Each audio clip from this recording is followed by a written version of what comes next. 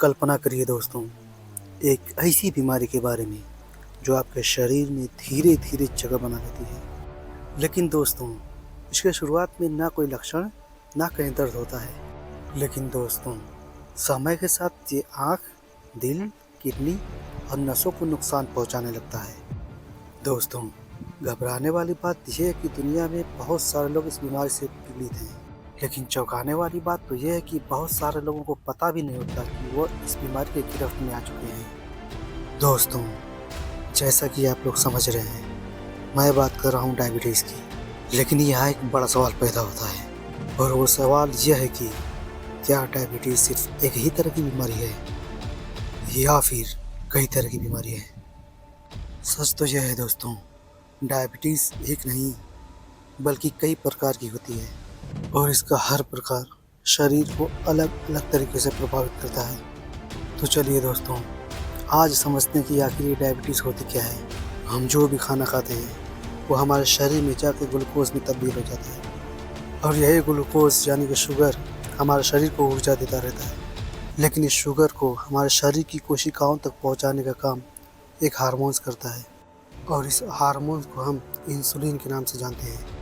जब तक इंसुलिन सही तरीके से हमारे शरीर में काम करता है, तब तक शरीर में शुगर का स्तर संतुलित रहता है। लेकिन दोस्तों, जब इंसुलिन का बनना कम हो जाता है या हमारा शरीर उसे सही तरीके से इस्तेमाल नहीं कर पाता है, तब हमारे खून में शुगर की मात्रा बढ़ने लगती है। दोस्तों, इसी स्थिति को हम डायबिटीज़ कहते हैं। लेकिन दोस्तों, यहाँ पर एक क्वेश्चन आता है कि आखिर ये डायबिटीज़ होती कितने टाइप से है। वैसे तो डायबिटीज़ कई प्रकार की होती है दोस्तों, इन मुख्य रूप से डायबिटीज़ के 3 प्रकार होते हैं, जिनमें से एक टाइप 1 डायबिटीज़ होता है। टाइप 1 डायबिटीज़ को अक्सर ऑटो इम्यून डिजीज़ कहा जाता है। इसमें शरीर का इम्यून सिस्टम ही इंसुलिन बनाने वाली सेल्स पर हमला कर देता है। इससे प्रॉब्लम ये होती है कि शरीर में इंसुलिन बनना ही लगभग बंद हो जाता है।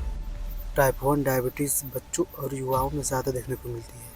इसके कुछ आम सिम्टम्स होते हैं, जैसे बहुत ज़्यादा प्यास लगना और बार बार पेशाब आना, तेज़ी से वज़न कम होना और थकान महसूस होना। दोस्तों, टाइप 1 डायबिटीज़ के मरीज़ों को अक्सर ही इंसुलिन इंजेक्शन लेना पड़ता है।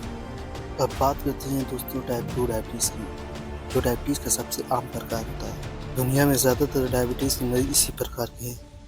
दोस्तों, टाइप 2 डायबिटीज़ में शरीर इंसुलिन तो बनाता है, मगर उसे सही तरीके से इस्तेमाल नहीं कर पाता, और इस स्थिति को हम इंसुलिन रेजिस्टेंस कहते हैं, और धीरे धीरे शुगर का स्तर बढ़ता जाता है।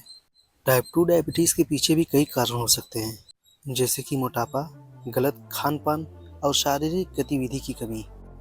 लेकिन सबसे खतरनाक बात यह है कि यह डायबिटीज़ कई सालों तक बिना सिम्टम दिखाई भी रह सकती है, और जब तक मरीज़ को इस डायबिटीज़ का पता चलता है, तब तक नुकसान हो चुका होता है। दोस्तों, अब बात करते हैं जेस्टेशनल डायबिटीज़ की। जेस्टेशनल डायबिटीज़ की तीसरी सबसे कॉमन प्रकार होती है।